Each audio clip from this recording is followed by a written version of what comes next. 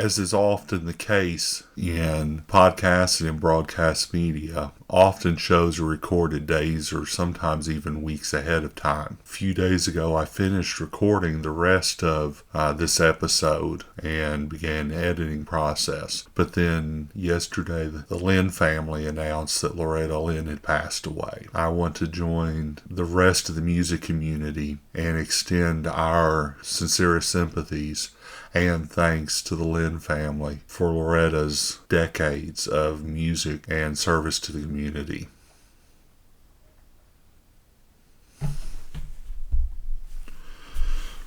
We have over 100 years of wonderful recorded music out there. So why do most people listen to the same 100 songs? Like the treasures on the shelves of a thrift shop, there are so many great songs out there waiting for us to find. Let's find those treasures together. I'm David Rankin, and this is The Old Mill Shop. Hello shoppers, I'm David Rankin. Welcome to the new episode 0 of The Old Mill Shop. We're going to work on getting 6 shows a week every morning at 6 a.m. We're going to try to share a music minute with you. That should be a short on YouTube, a short on TikTok. If we can get it working right, it'll be on Facebook and Instagram and on Spotify as well. On Friday afternoon, somewhere between 3:30 and 4:30, we're going to have the weekly show, the main podcast. Right now, we're going to work on 3 or 4 segments, try to grow it out a little bit with some help. But the first thing, we're obviously going to have this introduction.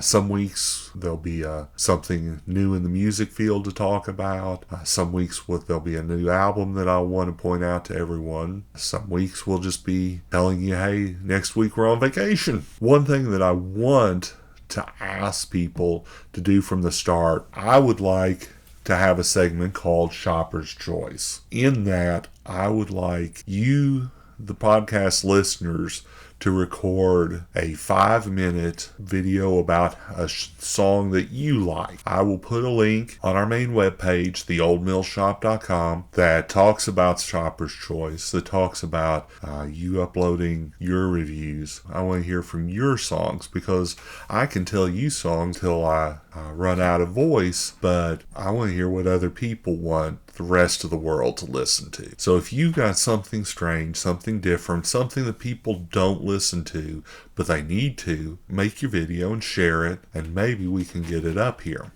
We're also going to talk about a couple of other segments, but they need to wait until I get a little more established. The next section, so let's all right, so we're going to stop there. This interface the 2-for-1 special.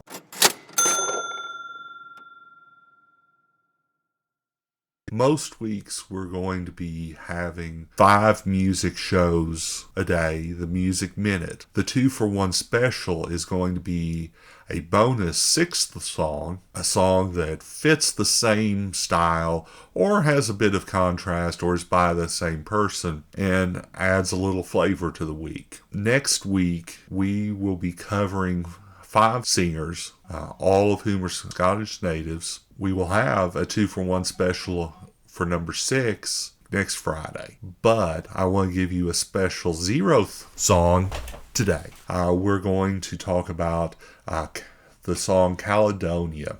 I thought this was a classic song, but it was only written in 1977. Our intrepid author, Dougie MacLean, was at the beach in France and was working the bars as a musician and came up with the song in about 15 minutes on his own. When he sang it to his friends and fellow musicians in the hostel that night, they all cried and said, "We're going home. Boys, we're going home." Caledonia has become a we're going home song for Scots who are not in Scotland or those who feel linked to Scotland. This calls to me because I have Scottish ancestry, and I certainly have fallen in love with the country over the last 2 trips. I intend to go for yet another trip sometime in the next few years. There are lots and lots of versions.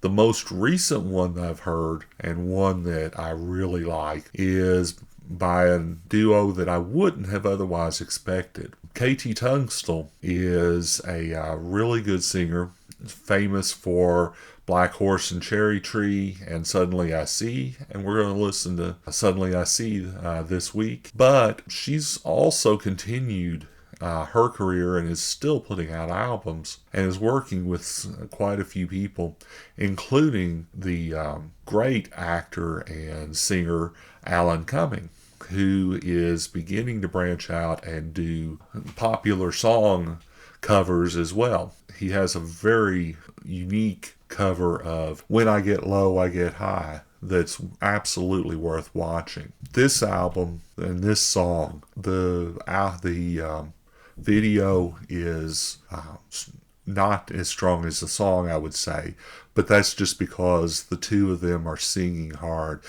They are both, as musicians, able to channel, hey, I've not been home and I want to go home. They are able to pour their heart into this song. I strongly recommend a listen of this version.